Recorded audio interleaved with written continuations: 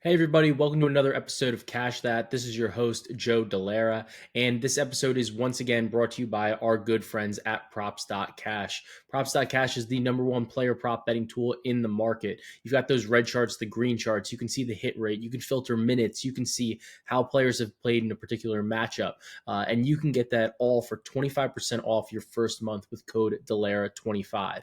You can get that with that code. Not only are you getting the NBA, where you can sort like the regular season and the playoffs and stuff for right now, but you're also getting the WNBA, which just started. So you can get those Caitlin Clark props lined up. You can see how she's done before. Obviously, right now she's a rookie. There's no real history, but you're going to be able to see that throughout the entire course of the regular season for the W. Also, you're going to be able to use it for MLB. You can take a look at some of the hit rate charts. You can see some of the spray charts. You can see how a player does depending on who they're playing, what the matchup is, etc. And you get all of that, all of those sports for 25% off your first month with code Delara25. Guys, this is going to be a pretty straightforward episode. I'm recording. It's 1:30 in the morning Eastern time. I just finished watching the Nuggets and the Timberwolves game 5. So I got that fresh in my head. What I'm going to do is I'm going to hit you with best bets for the game fives or whatever on Wednesday with my best bets there, and then we're going to talk a little bit about, we're going to recap some of the what we just watched between the Knicks and the Knicks and the Pacers, the Nuggets and the Wolves. Get you out of there with that. Maybe look at some best bets, if and some angles that I'm looking at moving forward, and then I want to talk about the cash out guy. So I think that that's worth talking about right away, right off the top, because I think that that's most relevant right now. Look, the cash out guy, I think is like particularly interesting.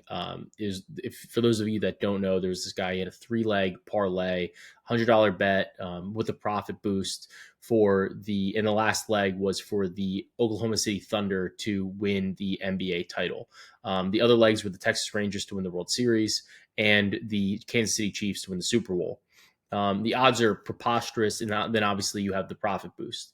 I wrote a little bit of a hit piece for Action Network prior to game 4, where I think his cash out was only in like the 30s or maybe $40,000 range. And my point was basically like, you can't do it now. I think it's a bad time to cash this ticket out. It kind of is what it is. Especially considering he was offered over $100,000 before the series even started. Now, right now, it turns out that after game 4, Oklahoma City evened up the series. It's 2-2, so now it's a best of 3. 2 games are at home in Oklahoma City. And the odds at about that time were about like plus 750 to plus 800 on the market, right? In order to, I guess, like the way that you kind of have to look at this, in order to win 1.7 million at that number, you basically have to lay like $200,000, right? Most people don't have that just laying around. This guy, you kind of told some of his story. He's a single father. This money would mean like a ton to him, a ton to his family, and he didn't want to be the person that was, offered a boatload of money and then not take that, because he just wouldn't be able to kind of live with himself moving forward.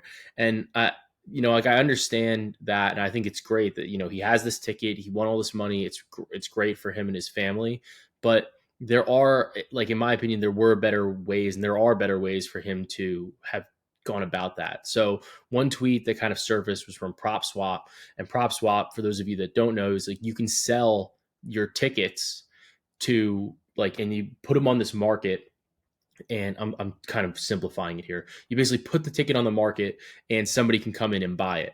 A lot of times people will come in and buy these tickets. So like for this guy's ticket, right? Let's say roughly is like 200, it was probably worth about $200,000, because at $200,000 plus 750 plus 800, that's getting you to about your $1.7 million, right? Obviously there's some nuance to that, right? Like, number one, somebody has to come in, there has to be a buyer, especially at that amount. It's a little bit harder to get to. I think that, and you're looking at a number where you're trying to get a little bit of value. Like you're coming in there, you're buying a ticket, where you're getting some value, somebody else is getting some value, and you're trying to beat the market a little bit. So like, let's say, like I don't think that the number that PropSwap kind of gave out, they said like this could have sold for like $201,000. To me, that number isn't totally accurate, right? Because somebody has to not only be buying it, but also there has to be like an offer. Like the market's so much more limited when the ticket price is that big, right? Um, Especially on a team where if you're watching the games, if you're capping the games, you're like, I don't know if Oklahoma City is necessarily even going to get out of the series. And then do I like them against Denver? Do I like them against Minnesota? Do I like them against Boston? Do I like them against the Knicks, the Cavs, or the Pacers, right? And those are all kind of considerations that you have to take into account. That being said, one of the things that we kind of know and we've talked about is that like the cash out value on a lot of these tickets that are offered from the sports book are just terrible in relation to what the market really is. They were offering him $80,000, which is a ton of money. By the time you pay taxes, maybe it's like 60 though. It's always a good thing. Like it's always a good thing if you have to pay taxes because it means that you're making money, you're doing it legally, like whatever. But in this particular instance, he kind of, I think he left a little bit of money on the table because he really sold that for, let's say, conservatively 50% of what he probably could have gotten in the secondary market. It's a little bit more difficult, I think, like when you don't have a physical ticket, when it's all electronic. But there are ways to do it. And, like if I had a $1.7 million ticket, I'm probably going to take, a little bit more time where I'm going to try to figure out what all the avenues are that I have. So I think that that's kind of important for you guys. And also one of the things that I've always talked about before is it like this was a little bit different because he had a profit boost. So you're going to, you're betting it in that way. But if I'm putting together like a long shot lotto with like futures, stuff like that, I usually just try to bet it twice because, I understand that, a lot of times like, you don't have the capital to hedge like fully if you really want to, and then that's a different conversation about whether or not you even should hedge. I think hedging is generally not a great practice, but when if you put it in twice, if let's say you bet $5 on a lottery, like on a futures lotto, you can put it in 250 and 250, or if it's $10 you do $5 and $5, because that way, like if you do have this itch where you're like I don't know, do I want to let it ride, whatever, you at least have the option to maybe cash out one of them, and this isn't as difficult of a decision as it is where it's like all in one. A lot of books don't really offer partial cash outs, so there's no real way to do that. And then you could always still sell one on the secondary market, whatever. So there's a lot more options out there that are available to you, and that's one of the good things about the rise in legal sports betting is that you have some more options at your disposal. You have some other tools that are at your disposal. And it's important to kind of remain educated on that and to continue to talk about that. So that way moving forward, you can always get the best bang for your buck. And, because nobody's going to do the research for you. You really need to come in, take the time and do it yourself. And, just as a general point with hedging, you're kind of giving away the best of the number. I understand that like sometimes you might want to, because like, let's say in the finals, you're getting, let's say you got Oklahoma City versus Boston. You're like, well, I don't really like the matchup for like X, Y, and Z reasons because of, this, and this. Maybe that is a reason you say like, okay, when I bet this on Oklahoma City before, I didn't know what the finals matchup was going to be. Now, like I have a lot more certainty in the circumstances. So it's not really hedging as it is more like you're buying off of the position because you don't like the current state of like what the environment is. And I think that's maybe like a better way to look at it instead of just like a flat hedge where just like, I don't care what it is. I just want to hedge because I want to make sure that I clear a certain amount of money.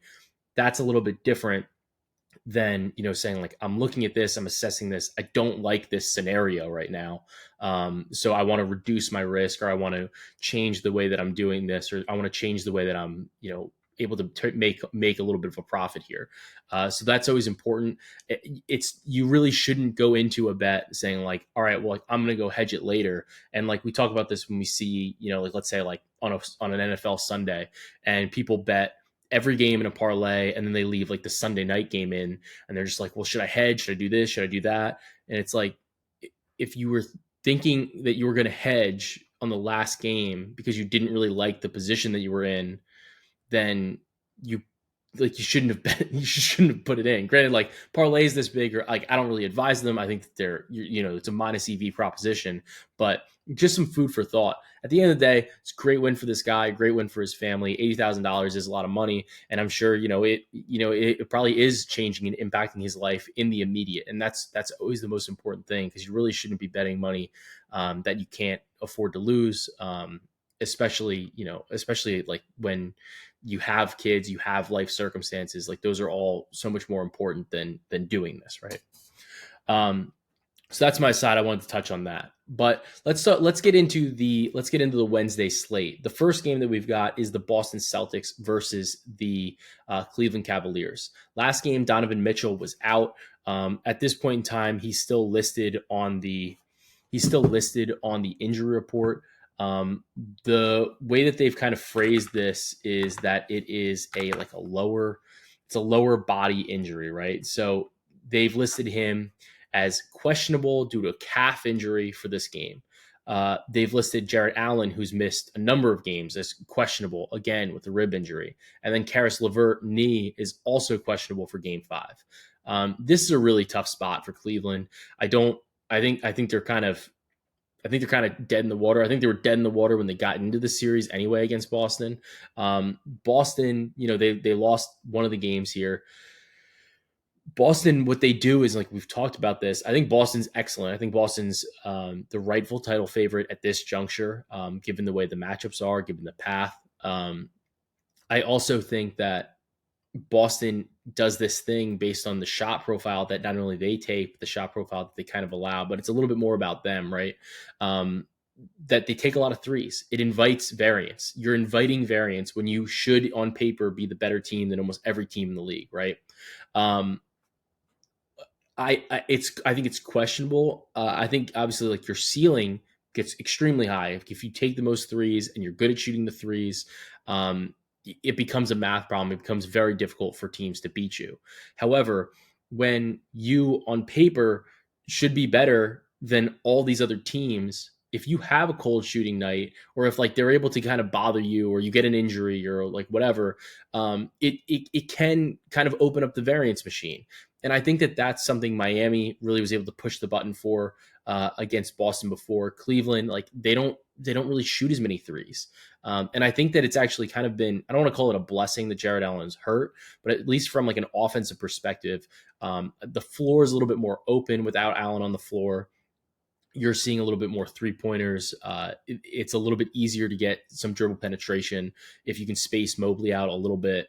So those are all a couple things, but at the end of the day, Boston should win this game. Boston should win this series. I'm not super, super concerned about Boston at all. And I think that, maybe the first time we really even need to think about what we're actually looking at as a product is maybe in the finals.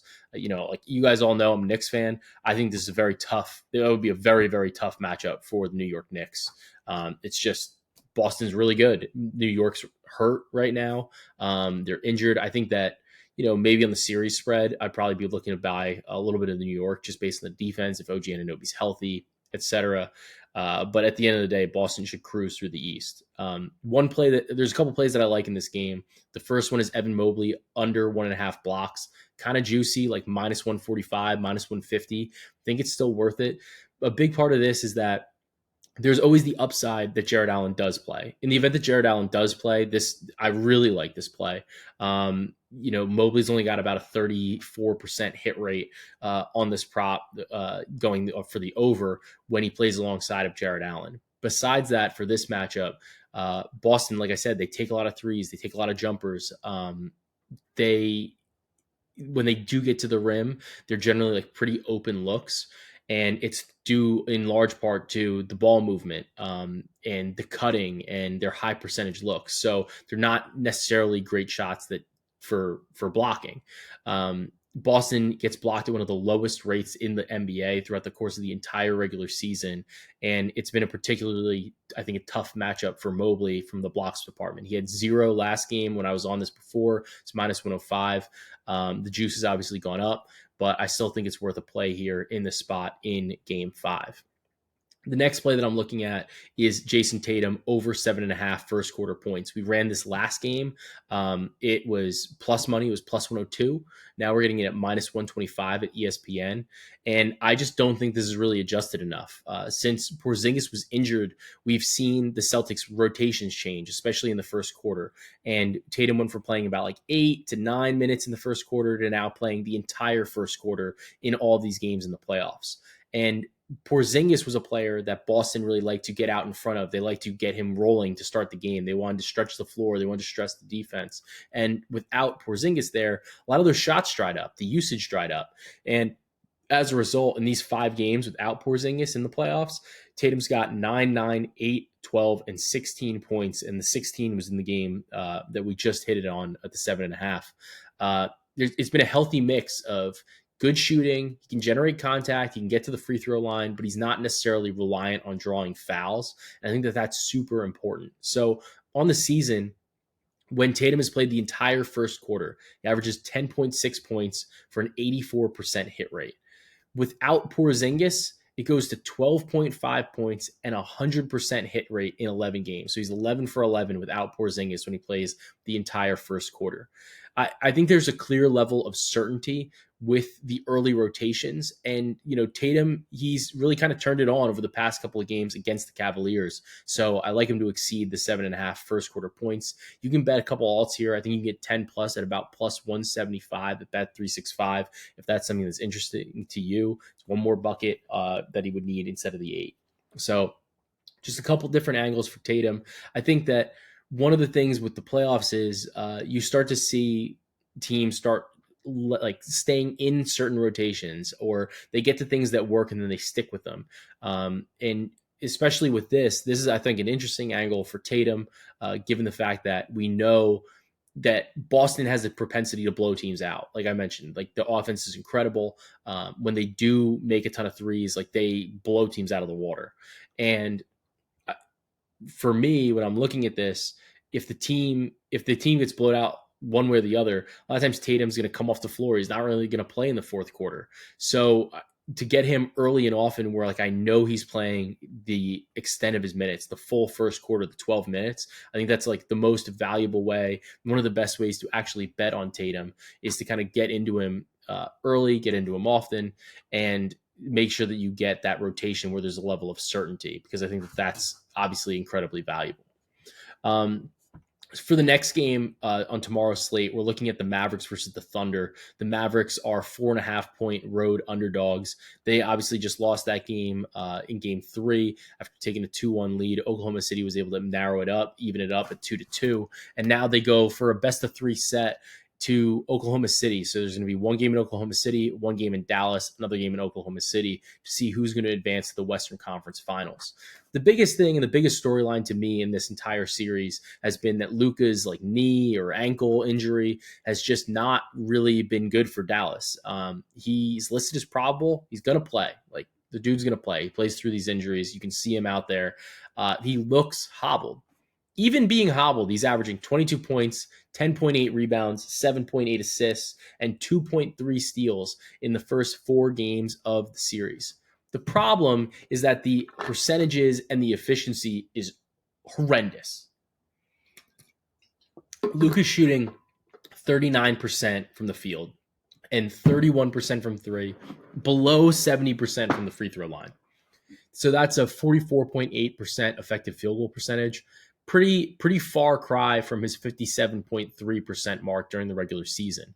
And that decrease in efficiency is impacting the Mavericks' overall upside, overall offense as well. The biggest thing here, though, for like when I'm watching the games with Luka, is he's super ball dominant.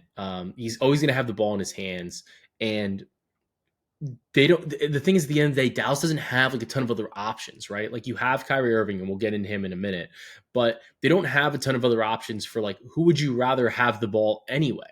So there's no like it's really difficult for Jason Kidd, I think, to scheme ways where you can find ways to optimize what Luka can provide without while trying to manage the injury without seeing like just a dramatic drop off in productivity. So like even a hobbled Luka, at the end of the day is probably still better than like Dante Exum bringing up the ball.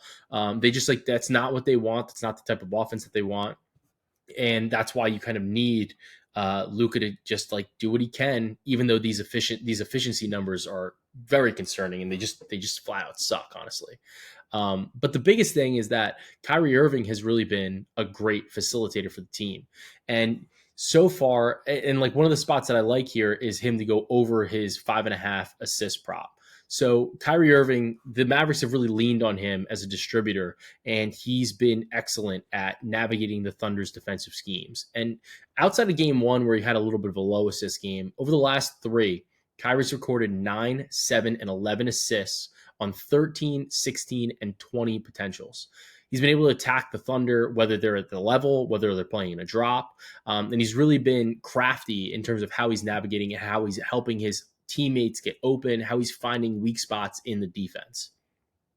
He's getting into the teeth of the defense, and he's leading the series and I like him to lead the series in assists.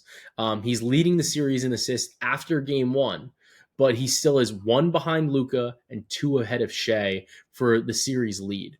You can get him to be the series assist leader at plus 700 on DraftKings. I think it's a good play. I think those are really the only three guys kind of in play for this. And should continue to see success. So I like him to go over his 5.5 assists in game 5. And I also like him to be the series assist leader at 7-1.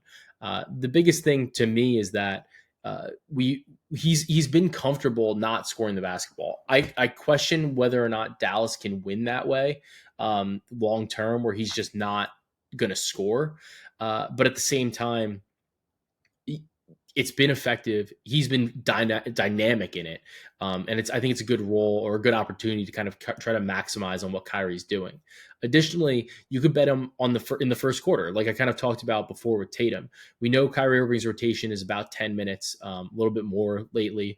His assist line in the first quarter is 1.5 assists. He's gone over that in the last 3 games. He just had 4. He's gone over this by March. I think he's had 4, 3, and 4 over these past 3 games. So he's really started off these games pretty hot. And we've seen that before too, where Kyrie in the like he'll score, but a lot of times he scores late. Like he scores in the third quarter. You see these big scoring barrages. It's almost like he kind of is gauging the scenario and saying like, all right, this is where I need to score. This is my opportunity here. But at the beginning of the game, he's trying to get his other teammates rolling. He's trying to get people into a rhythm, and it's helpful because it kind of loosens up the defense a little bit. So I do like Kyrie to go over the 5.5, like I said, and I like him to lead the series in assists at 7-1. The other player to talk about for Dallas has been that PJ Washington has just been absurd. He's averaging almost 22 points a game, almost 9 rebounds a game, and he's making 4.7 threes on 9.25 attempts. It's 51% from 3. The dude is a career 35% three-point shooter. So we're definitely getting a little bit of shot variance here. But at the same time, his threes prop is set at 2.5. He's blown by this number in the last 3 games with 5, 5, and 7 made threes. I think it's worth a look in game 5. At the end of the day, Oklahoma City is going to try to stay home. It's a little bit harder to rotate defensively because they want to stay home on Luka and they want to stay home on Irving. And Washington's a guy where it's like, all right, look, man, like I guess you're going to have to beat us. And he's been, like, credit to him. But the 2.5 just is low, I think, still, given the fact that, it's not juiced too heavily. It's about minus 130. But at the end of the day, the volume is there. And even if he gets 10 shots up shooting at his career percentage, he's going to go over this line. And even if he only gets 9, he's still going to probably go over this line. So I do like PJ Washington to go over the 2.5 threes. I prefer that to the points, given just what his shot profile has really looked like. And that's the way that I would back PJ Washington in this game. The other avenue you could do is maybe like a 6 rebounds, 2 threes type of parlay. If you wanted to build something a little bit safer. And I think that could definitely be something that you could get home with as well. Looking at Oklahoma City though, they got a clean injury report. They just continue to play this really deep rotation. They're playing a 10-man rotation in game 4. Josh Giddey's continue to start. played just 12 minutes in game 4. And it's weird. He was a +6 in game 4, but he's a -22 on the series in 53 minutes. His spacing's bad. I think he's been a negative in the series overall, and I think that he's unplayable. But it's what I've really found it interesting that Dagnall seems committed to playing this extended rotation. I'm really not sure if it's like a confidence thing where he wants to make sure that these younger players continue to get minutes. They don't see the bench for an entire series, try to keep them in a little bit of a rhythm. Whether it's to try to keep guys fresh, maybe to not really show his hand for what he thinks is their best rotation moving forward. But definitely something to kind of keep an eye on. And I thought that maybe we would see it in game 4, like a shortened rotation with them down 2-1 in a series for really like the first time, right? We didn't. So maybe it's, and now with the series tied 2-2, I'd be surprised if we see this get shorter at all. As a result, you can kind of continue to bet those giddy unders, whether it's PRA, RA, under threes, like under steal, under block, that type of thing. You can kind of get some juicy numbers to see. Just is not really in the rotation. He's playing a couple minutes early, maybe a little bit in the in the third quarter, but that's kind of all about the time he's been seeing on the floor. The biggest thing though to me is that Shai has been the best player on the floor in this series, in my opinion. He's averaging 31.8 points, 9.8 rebounds, 7 assists, 1.3 steals, and 2.8 blocks. He's just been ridiculously consistent. And that was one of the things that people loved about him throughout the course of the regular season and why he was such a valuable MVP candidate, right? The level of consistency that he brings, like the floor is just so high. Like, that you're going to be getting minimum like 25 points a night. And in the playoffs, it's been closer to 30 points a night. He's a one-man offense, but he also is able to help facilitate for his teammates. What we've been noticing throughout the series is that Dallas is not really doubling Shai on the perimeter. They were kind of sending like a secondary help defender on the drives, whether it was Gafford, whether it was Lively. They're throwing like late help. And that was kind of in an effort to try to like switch everything else on the perimeter, whether it was like, and they've been doing a really good job of limiting Jalen Williams by switching on everything, kind of is denying him from shots from like his preferred spots. And they've really made the Thunder's offense kind of like get like in the mud, and they've made them work for every single possession. But like when you have a guy like Shai who can beat anybody one-on-one off the dribble, is such an excellent finisher, such a good mid-range shooter. The dude is a walking bucket. You have to start manipulating your coverages a little bit. Later in the game, and Jason Kidd talked about this a little bit, was they were talking about sending a little bit more help.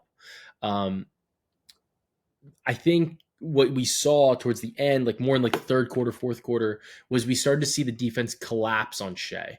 And at that point, you were immediately seeing like two, maybe even a third guy like helping on his drives, on his dribble penetration. And they were saying like, somebody else go beat us.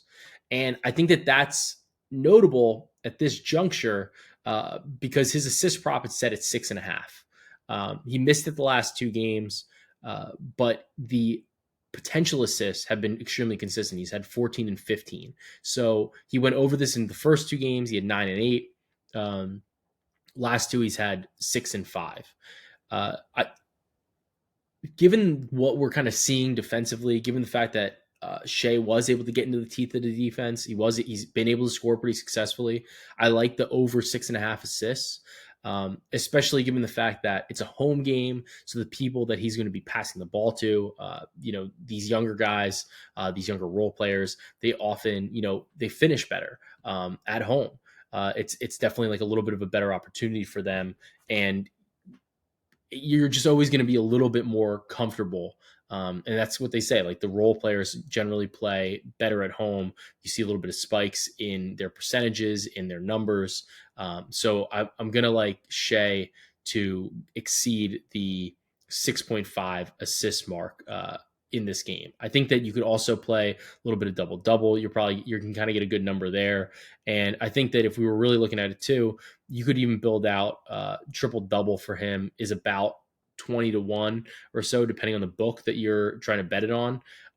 So I do think that there's a little bit of value there on just trying to find an opportunity to bet Shea.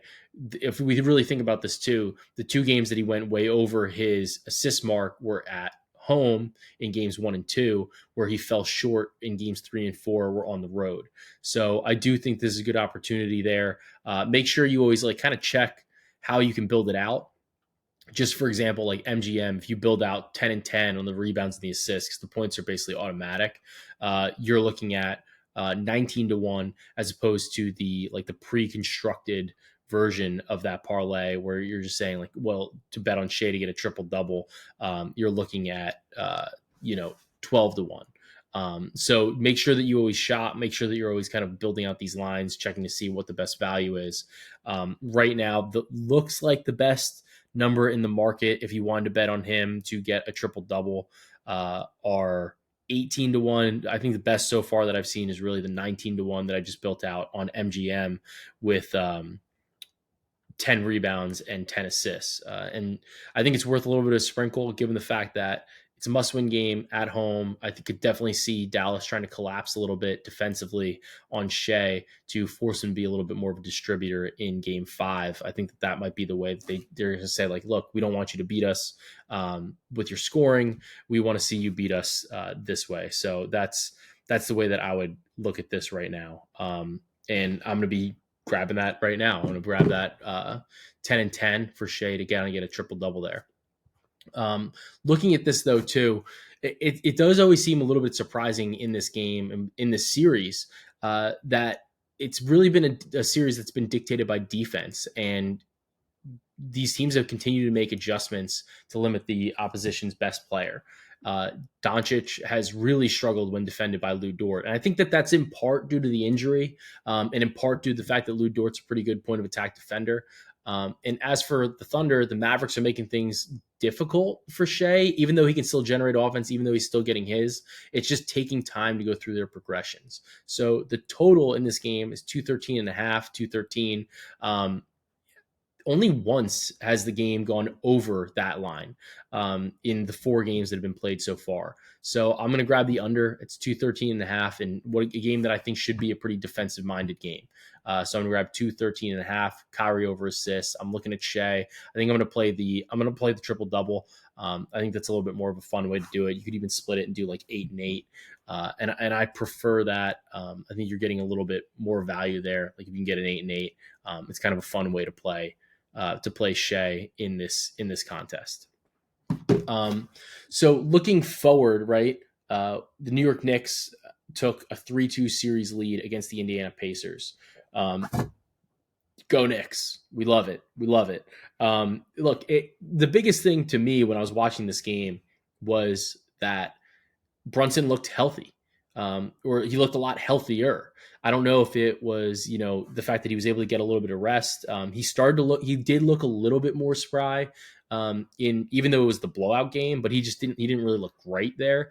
But at the same time, getting that extra day, getting that, a game where they were blown out and he only played about 30 minutes as opposed to like 48 is always a little bit more of a rest opportunity for a guy like Brunson. I think that that's a huge difference. The other thing is there was a lot of talk about the coverage of Brunson, whether it was like TJ McConnell, Aaron Nesmith, and how those guys covered Brunson. And they were finding a little bit of success in games like 2, 3, and 4, but that was also in part, I think, because Brunson wasn't fully healthy. He looks healthier here. And this game, the spread for Game 5 is Pacers -5.5 at home. There's a -5 in the market too. There's some -5.5s. The best line for me, because I like the New York Knicks, obviously in the spot, is +5.5. You can get that -105 at ESPN. My biggest thing here is that the Knicks played. The Game 5 was in New York on Tuesday. This game is actually on Friday for Game 5. They're getting an extra day of rest. They didn't have the normal 1 day off, go back, whatever. that this series has kind of been playing. A lot of the other series are playing. The reason, and it's funny because Brandon Anderson was saying this, but he was saying that Caitlin Clark might have saved the New York Knicks season, and that is because her home opener is on Thursday. And given the fact that the Indiana Fever's home opener is on the Thursday against the, or I'm sorry, is on, my time's all screwed up, is on Thursday.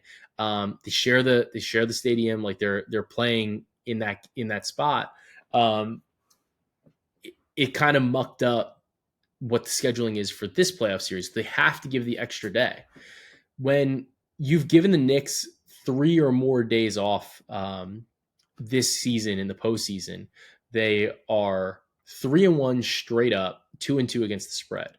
The biggest thing to me with this game is that and like why I think it's important is everybody talks about like Tibbs, and it's like he's running his players into the ground, he's doing this, he's doing that.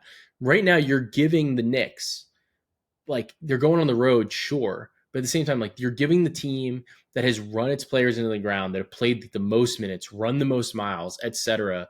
You're giving them like the extra day off. Indiana, like, I know Halliburton's been banged up. He's dealing with a number of different ailments, whatever. Dude looked fine in games 3 and 4, and he really in game 2 as well. Then all of a sudden, game 5 just comes out really flat, honestly, against the Knicks at the Garden. So I think that given the extra day of rest, it makes me like New York a little bit more. I couldn't talk you off. Like, I think it's hard to talk you off of it if you like the Pacers, if you still think this is a good spot for them, given the fact that the teams have really just defended home court.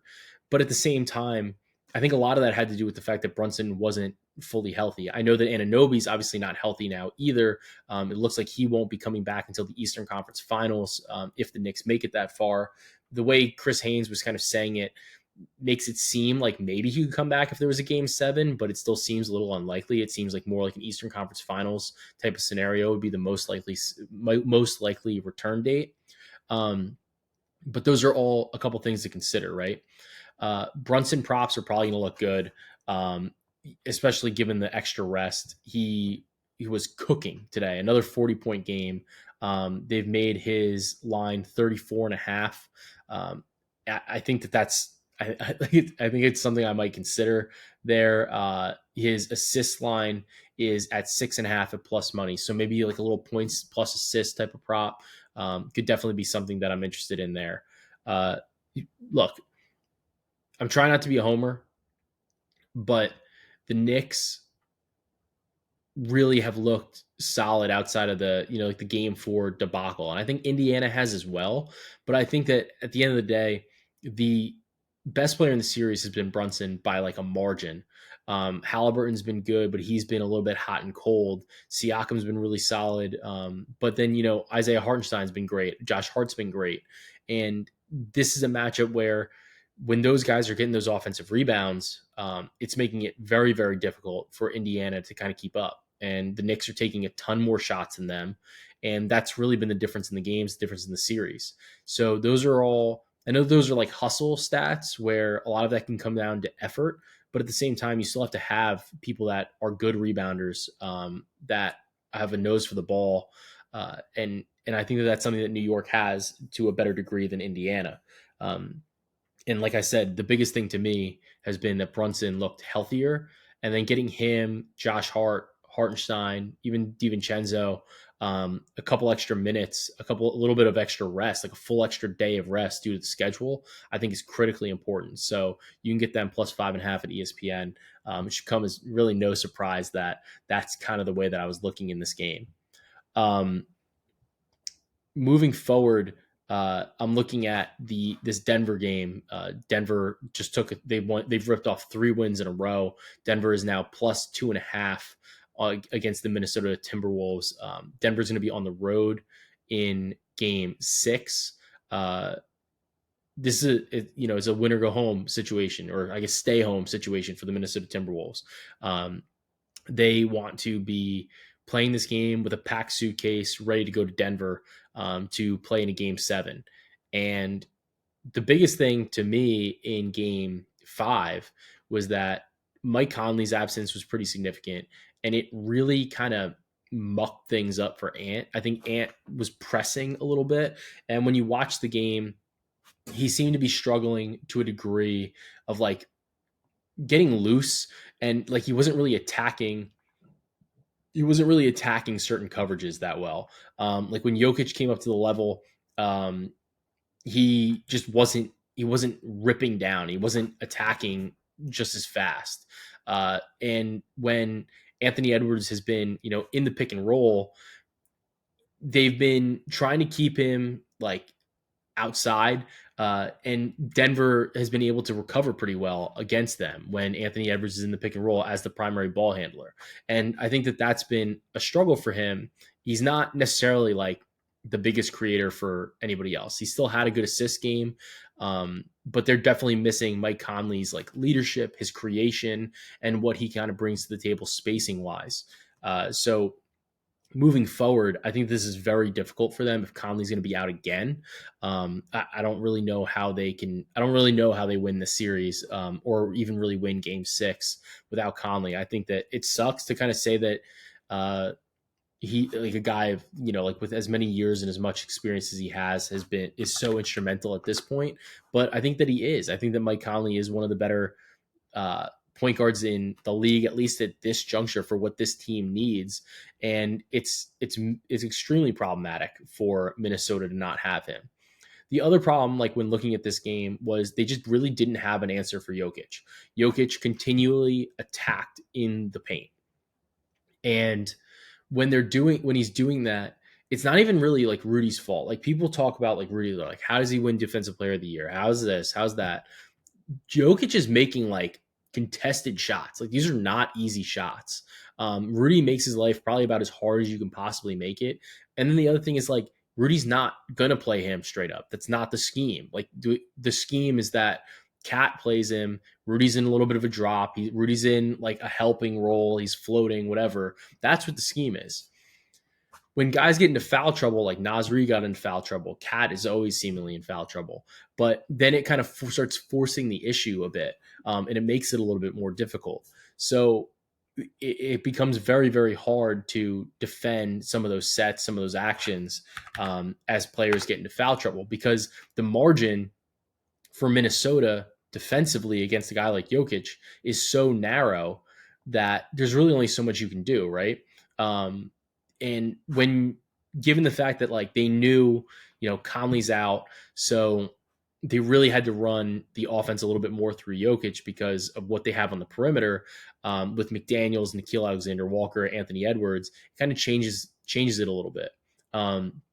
The other thing is the big adjustment that Denver had made was that Aaron Gordon and Nikola Jokic were taking the ball up the floor because Jamal Murray was just getting harassed the entire time by McDaniels and Nickeil Alexander-Walker. By having Jokic and Gordon take up the ball, you're seeing a lot more high pick and rolls. You're seeing Gordon and Jokic running like inverted pick. You're seeing inverted pick and rolls. You're seeing high pick and rolls, and it's really stressing the defense because Cat, not the best defensive player. He was excellent again, like offensively. He's been pretty efficient. He's still a minus 17 today for the Timberwolves. He's just not a great navigator on the defensive side of the basketball, especially because he's being put into space, and it's just not a good scenario for him. And if Gobert wants to get involved in the action, he is like kind of being brought out. He's being dragged out, and it's opening up more cutting lanes, whether it's Christian Brown, Michael Porter Jr. from the perimeter, Aaron Gordon as well. So those are all things that I don't know if Minnesota really has an answer for. And I genuinely don't think that they do, because at this point we really should have seen it today. You don't want to drop 3 games in a row. You had a 2-0 lead. You lost 2. Series is tied. I didn't see a ton of adjustments from Minnesota in this game. And they're trying to throw different looks at Jokic. They're trying to put certain doubles in there. They're trying to get in there. They're trying to disrupt him. But the problem is, it's just like there's only so much you can do.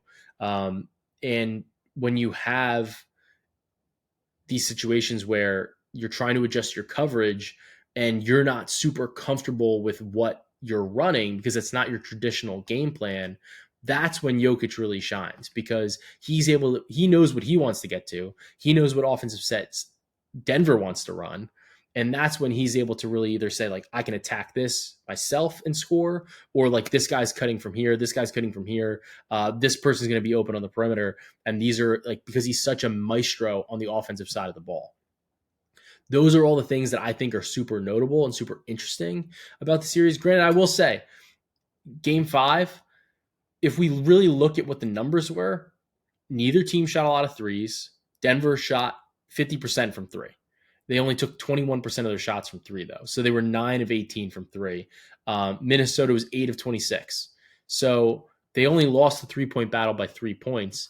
But they, Denver kind of variance them a little bit.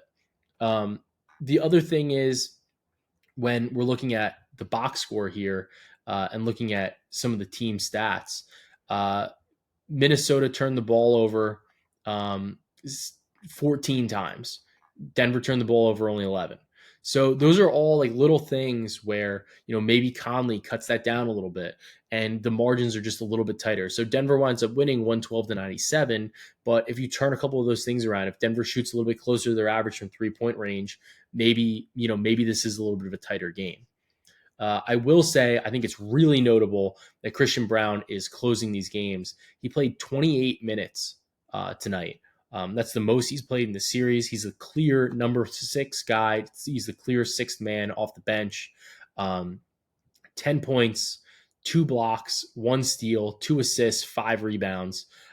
Dude has just been tremendous. He's been an energy guy. He's been really, really good covering Anthony Edwards.